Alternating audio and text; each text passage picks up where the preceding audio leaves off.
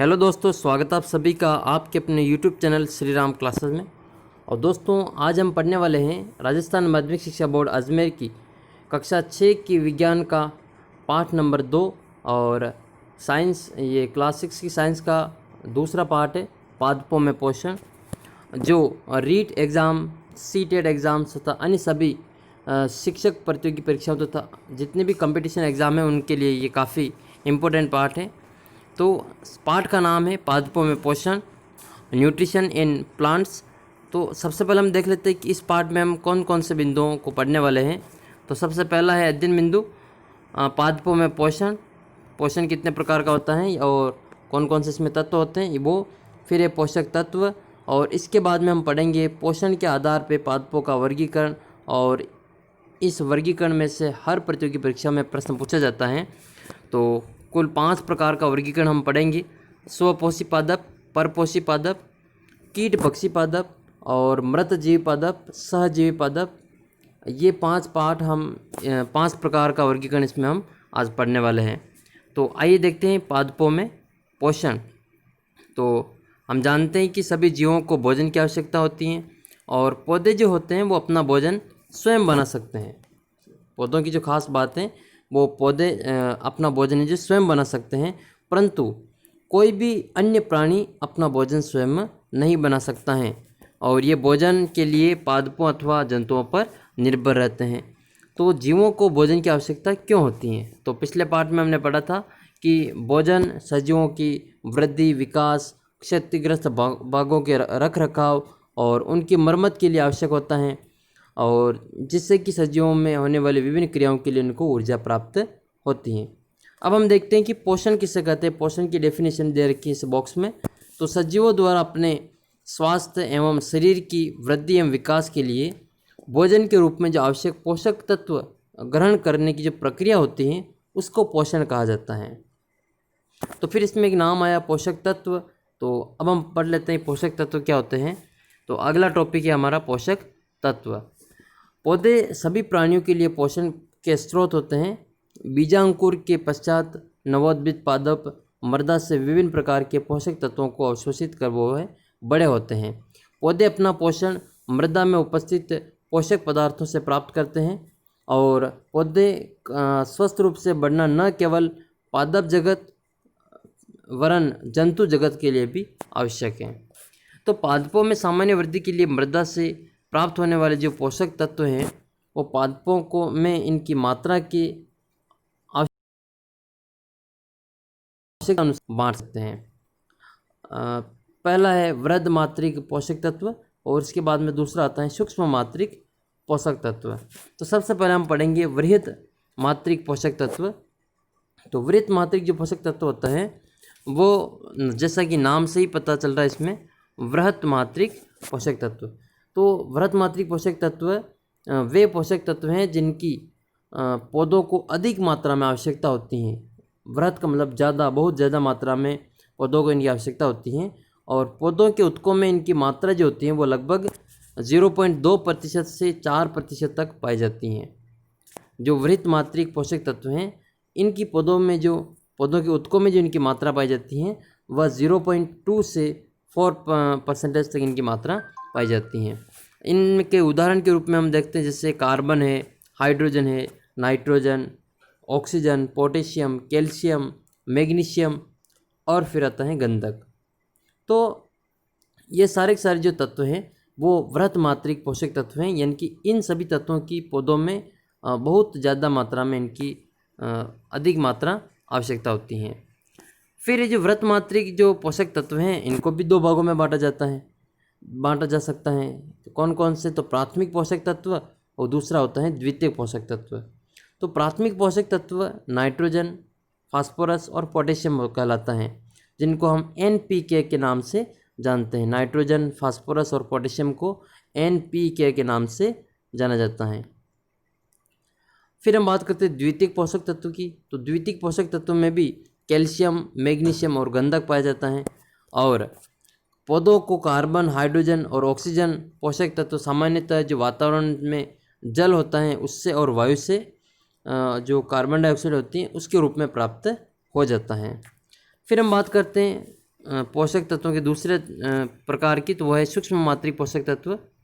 तो इनमें हम देखेंगे सूक्ष्म मात्रिक पोषक तत्व मृदा में उपस्थित कुछ खनिज लवणों की पादपों की स्वस्थ वृद्धि के लिए अत्यल्प मात्रा की आवश्यकता होती हैं।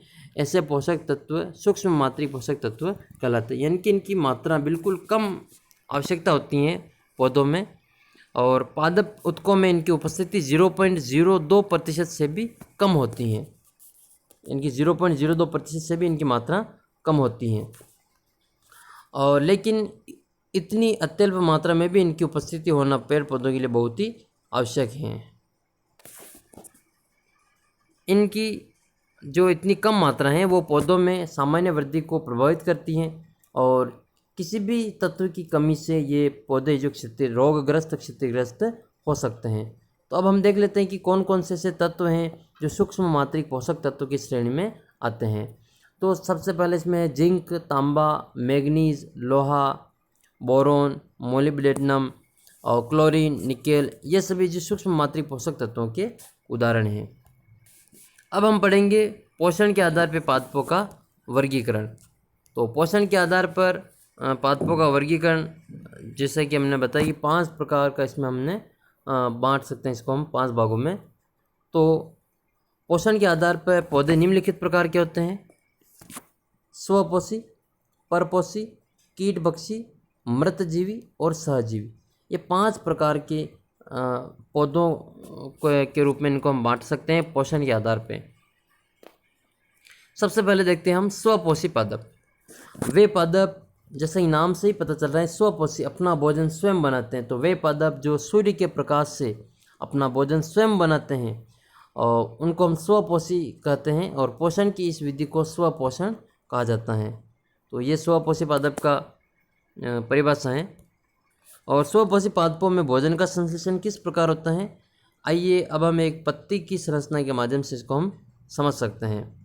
ये एक तरफ पत्ती की संरचना दे रखी है, आंतरिक और बाह्य दोनों संरचनाएं दे रखी हैं। ये पत्ती की संरचना है, और इसकी पत्ती की आंतरिक संरचना में इसमें पृष्ठसतह होती हैं, खंभ होता है मध्योतक, स्पंजी मध्योतक होता है, रंध्र होता है, और इसमें एक अधर सतह होती है। जबकि बाह्य सतह में जो इस प्रकार की संरचना पाई जाती हैं। अब हम देखते हैं इसकी संरचना के बारे में। पादपों में भोजन निर्माण का कार्य पत्तियों में होता है। प्रश्न पूछा जा सकता है कि और पत्तियों की सतह पर छोटे छोटे सूक्ष्म छिद्र होते हैं, और इन छिद्रों को ही रंध्र कहा जाता है। ये भी प्रश्न काफ़ी इम्पोर्टेंट है कि जो पत्तियों की सतह पर जो अनेक सूक्ष्म छिद्र पाए जाते हैं उनको क्या कहा जाता है, तो उसको रंध्र कहा जाता है। तो इसका सही उत्तर होगा रंध्र, जिसको हम अंग्रेजी में स्टोमाटा भी कहते हैं। नेक्स्ट बात करते हैं रंध्र द्वार। तो रंध्र द्वार कोशिकाओं द्वारा घिरे होते हैं, और वायु में जो उपस्थित कार्बन डाइऑक्साइड है वह इन्हीं रंध्रों के द्वारा इन पत्तियों में प्रवेश करती हैं।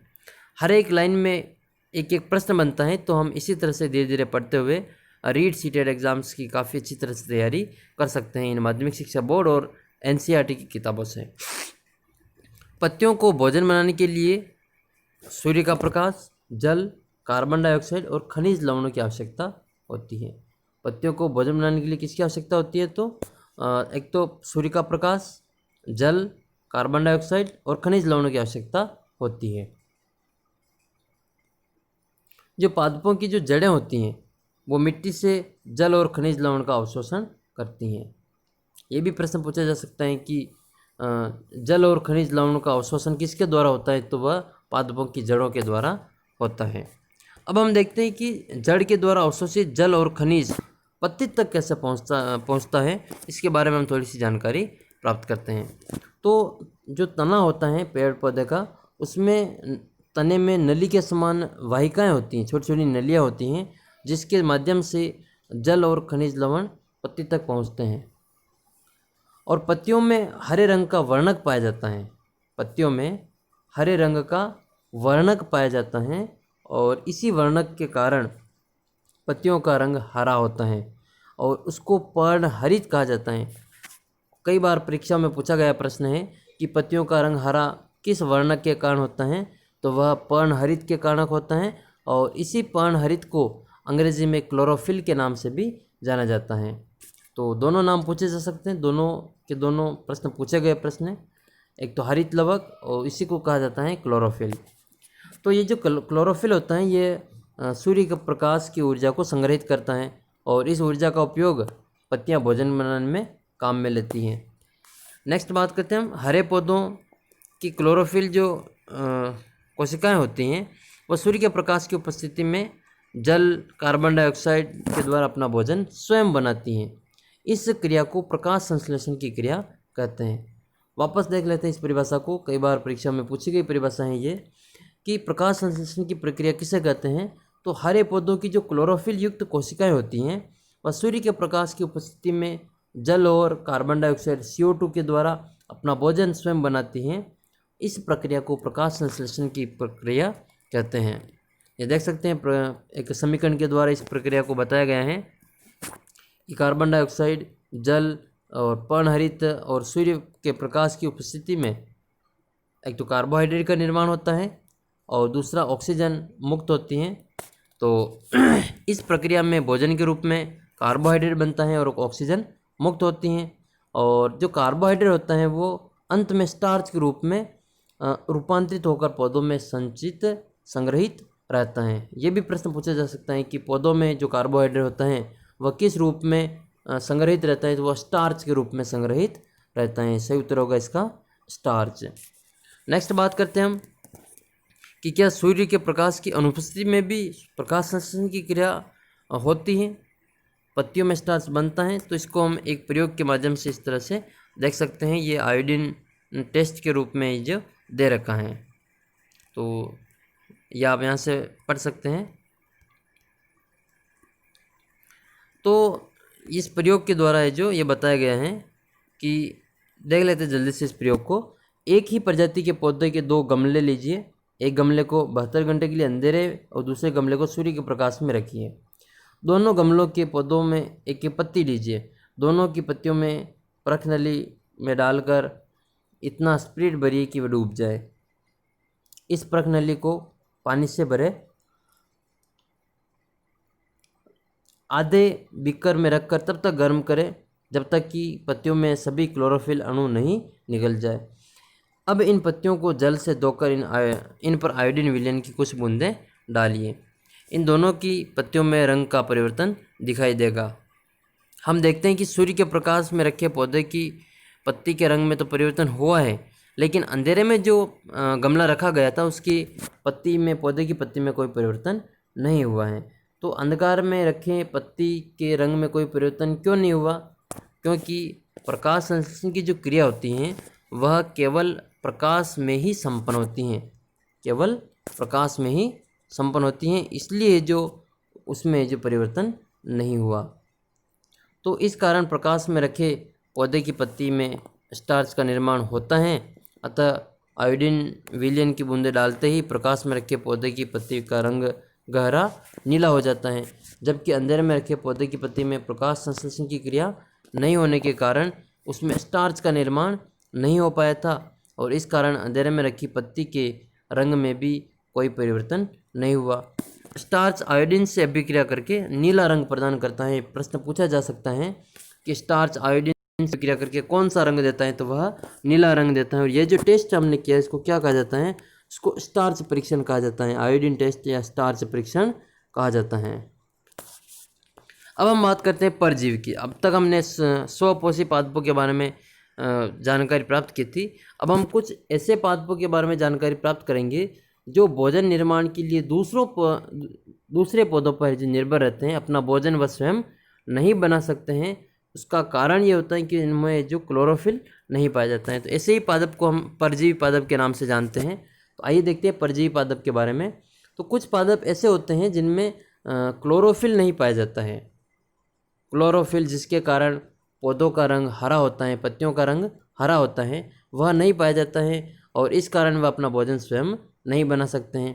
तो ये पौधे फिर भोजन के लिए किस पर निर्भर रहेंगे? तो ये पौधे फिर दूसरे पौधों पर निर्भर रहते हैं। आपने कई पौधों पर इस तरह के पीले रंग के तंतु देखे होंगे, कई पौधों पर, कई पेड़ों पर तो यह एक परजीवी पादप का उदाहरण है जिसको हम अमरबेल के नाम से जानते हैं और इसी को अंग्रेजी में कस्कुटा भी कहा जाता है। इसको अमरबेल और अंग्रेजी में इसको कस्कुटा कहा जाता है। ये आप देख सकते हैं चित्र में, ये दे रखा है अमरबेल का चित्र। एक पेड़ की पत्तियों पर ये किस प्रकार पीले पीले तंतु लिपट कर इस पर से अपना पोषण प्राप्त करते हैं। तो चित्र में दर्शाए गए वृक्ष को ध्यानपूर्वक देखिए और वृक्ष के तने पर शाखाओं पर पीले रंग के तंतु लिपटे हुए दिखाई देते हैं। अब ये पीले रंग के क्यों होते हैं तंतु? तो ये पीले रंग के इसलिए होते हैं क्योंकि इनमें क्लोरोफिल नहीं पाया जाता है। तो क्लोरोफिल नहीं पाया जाता उसके कारण इनका रंग है जो हरा नहीं होता है। तो ये जो पीले तंतु वाला पादप है इसको हम अमरबेल कहते हैं। इसको कस्कुटा के नाम से जाना जाता है और इसमें क्लोरोफिल नहीं पाया जाता है। यह अपना भोजन उस वृक्ष से प्राप्त करता है जिस पर यह लिपटा रहता है। अमरबेल जैसे पादप जो अन्य वृक्षों से या फिर पादपों से अपना भोजन प्राप्त करते हैं उनको हम परजीवी कहते हैं। और जो पादप अमरबेल को पोषण प्रदान करता है उस पादप को हम परपोषी पादप कहते हैं। जो दूसरा का पोषण करता है उसको हम परपोषी पादप के नाम से जाना जाता है। तो ये तो था परजीवी पादप जो दूसरे पौधों पर निर्भर रहता है। अमरबेल इसका विशेष उदाहरण है। कई शहरों में या फिर सड़क के किनारे जंगलों में आपने ये पौधे देखे होंगे। और अब हम कुछ ऐसे पादपों के बारे में जानकारी प्राप्त करेंगे जो भोजन के लिए कीड़े मकोड़े जीव जंतुओं पर है जो निर्भर करते हैं। ऐसे पादप जो कीट या फिर मकोड़े तितलियों आदि से अपना भोजन प्राप्त करते हैं। तो आइए इस प्रकार के एक विचित्र पादप के बारे में हम जानकारी प्राप्त करते हैं। तो आपने अपने चारों तरफ कीड़े मकोड़े तितलियां एवं कई अन्य जीवों को पेड़ पौधों से भोजन प्राप्त करते हुए देखा और सुना होगा। क्या आपने कभी ऐसे पौधों के बारे में भी सुना है जो जीवित रहने के लिए कीट पतंगों से अपना भोजन प्राप्त करते हैं? तो प्रकृति में ऐसे पौधे भी हैं जो जीवित रहने के लिए कीड़े मकोड़े कीट पतंगों का भक्षण करते हैं। तो ऐसे पौधे कौन से हैं और वे क्या कहलाते हैं? आइए इनके बारे में भी हम थोड़ी सी जानकारी प्राप्त करते हैं। तो ऐसे पादपों को कहा जाता है कीटभक्षी पादप। इनका दूसरा नाम है कीटाहारी पादप या कीटभक्षी पादप। तो ऐसे पौधे जो जीवित रहने के लिए जो पौधे कीटों को पकड़ते हैं और उनको पचा लेते हैं उनको कीटभक्षी पादप कहते हैं। इसके उदाहरण हैं ड्रोसेरा, डायोनिया, यूट्रिकुलेरिया और गठपर्ण। ये सारे जो इसमें कीटभक्षी या कीटाहारी पादप के जो उदाहरण हैं। ये कीटभक्षी पादप इस तरह के एक गड्ढे का रूप ले लेते हैं। पत्तियां होती है रूपांतरित पत्ती जो कि इसमें कीड़े मकोड़े गिरते रहते हैं। इसमें एक विशेष प्रकार का द्रव पाया जाता है जो कीड़े मकोड़ों को आकर्षित करता है। इसमें गिर जाते हैं कीड़े मकोड़े और ये जिसमें एक नली की सहायता से पोषण पौधों को प्राप्त होता रहता है। तो इस चित्र में ध्यानपूर्वक देखने पर ये एक पौधा है, इसको हम गठपर्णी पादप के नाम से जानते हैं।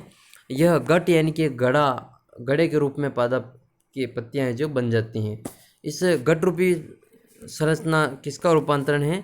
तो ये जो गड़ा होता है ये पत्तियों जो पौधे की पत्तियां होती हैं इनको रूपांतरित हो जाता है और पत्ते का शीर्ष भाग गड़े का ढक्कन बन जाता है और गड़े के नीचे की ओर झुके हुए रोम पाए जाते हैं जो गड़े के मुख वाले भाग पर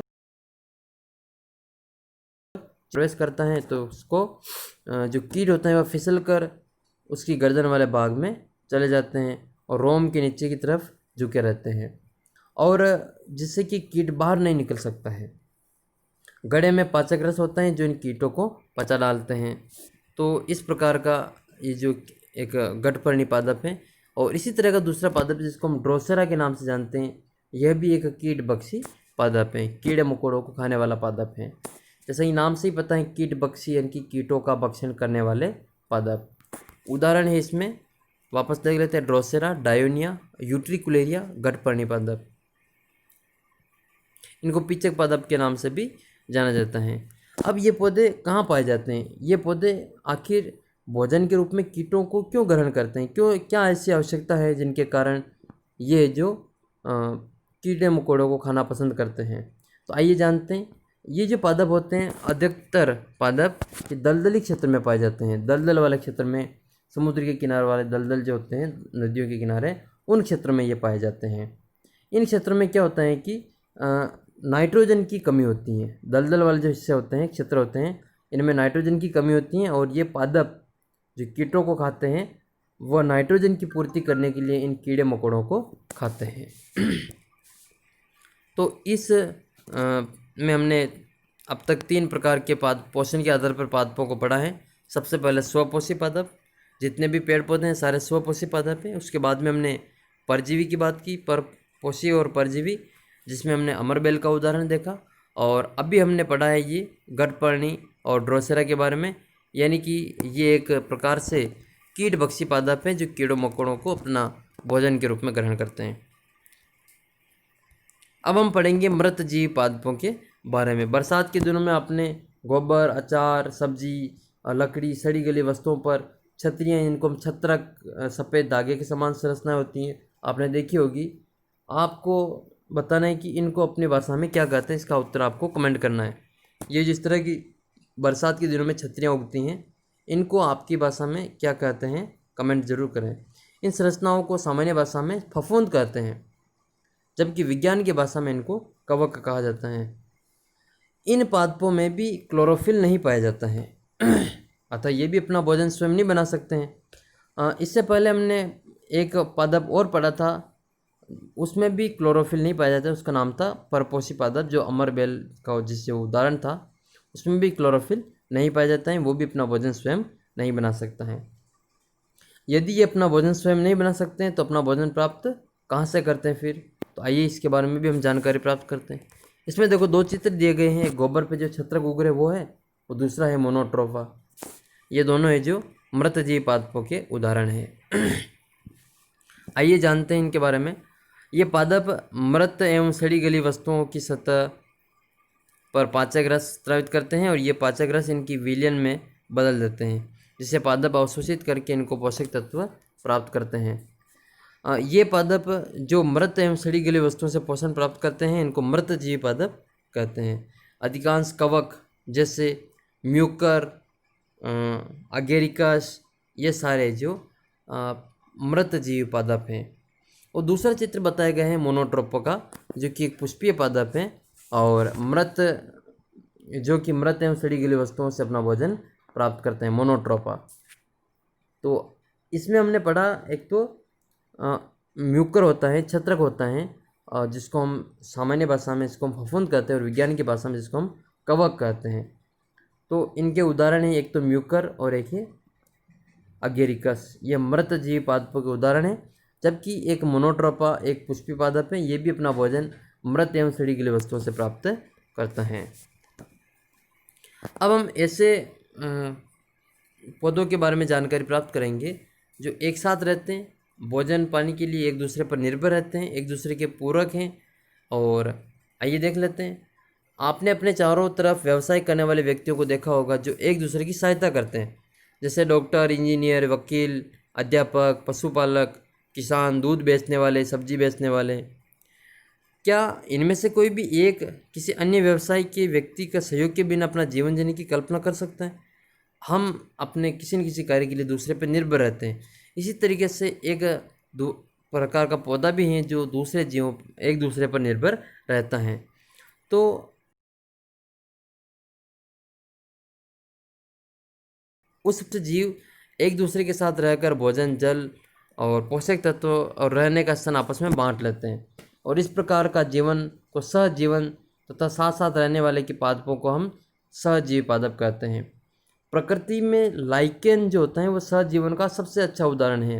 लाइकेन में 2 प्रकार के पादप पाए जाते हैं, एक कवक होता है और दूसरा शैवाल होता है।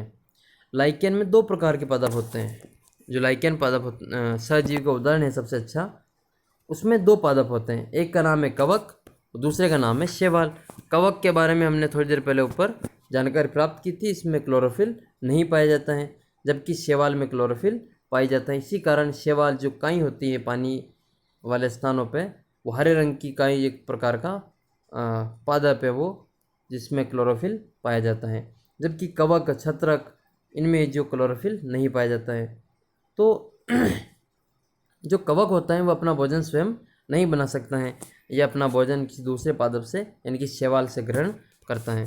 तो शैवाल जो होता है वो प्रकाश संश्लेषण द्वारा भोजन तैयार करता है और कवक को उपलब्ध करवाता है। इसके बदले में कवक क्या करता है, शैवाल को रहने का स्थान देता है, जल और दूसरा पोषक तत्व उपलब्ध करवाने का काम करता है। यानी कि मिलजुल कर दोनों पेड़ पौधे एक साथ रहते हैं और ये सहजीवी पादप का उदाहरण है। तो इस पार्ट में हमने क्या क्या सीखा ये हम थोड़ा सा जल्दी से देख लेते हैं। अध्ययन बिंदु के रूप में जो पादप होते हैं वो सूर्य के प्रकाश से अपना भोजन स्वयं बनाते हैं, इसलिए वह स्वपोषी पादप कहलाते हैं। अधिकतर पौधे पेड़ पौधे होते हैं जो स्वपोषी पादप है, कुछ को छोड़ के सारे पौधे जो स्वपोषी पादप हैं, अपने आसपास के सारे पौधे अपना भोजन स्वयं बनाते हैं। फिर ये पादपों की जो क्लोरोफिल युक्त कोशिकाएं होती हैं वह सूर्य के प्रकाश में जल, खनिज लवण और कार्बन डाइऑक्साइड की उपस्थिति में अपना भोजन खुद बनाती हैं। ये जो प्रक्रिया होती है इसको हम प्रकाश संश्लेषण की प्रक्रिया कहते हैं। फिर एक हमने अमरबेल एक परजीवी पादप के बारे में जानकारी प्राप्त की थी जो पौधों के दूसरे पौधों पर पोषण के लिए निर्भर रहते हैं। इसके बाद में हमने पढ़ा था मृत जीवी पादप से अपना भोजन प्राप्त करने वाले जो होते हैं इनको मृत जीवी पादप कहते हैं, जैसे म्यूकर, अगेरिकस और मोनोट्रोपा एक पुष्पीय पौधा है। ये सारे सड़ी गली वस्तुओं से या फिर मृत जीवों से अपना भोजन प्राप्त करते हैं। इनके बाद में हमने पढ़ा था लाइकेन, जिसमें कवक और शैवाल साथ साथ रहते हैं।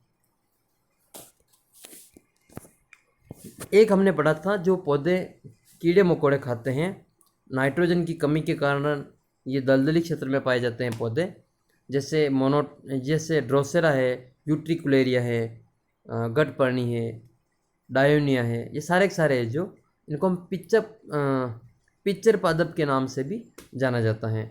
और गटपर्णी पादप में पत्ती का रूपांतरित रूप गड़े के रूप में बदल जाता है। तो दोस्तों ये पार्ट नंबर 2 था, पादपों में पोषण। अब हम इसके कुछ प्रश्न उत्तर देख लेते हैं। आपके इनमें से कितने प्रश्न से होते हैं कमेंट करके ज़रूर बताएं।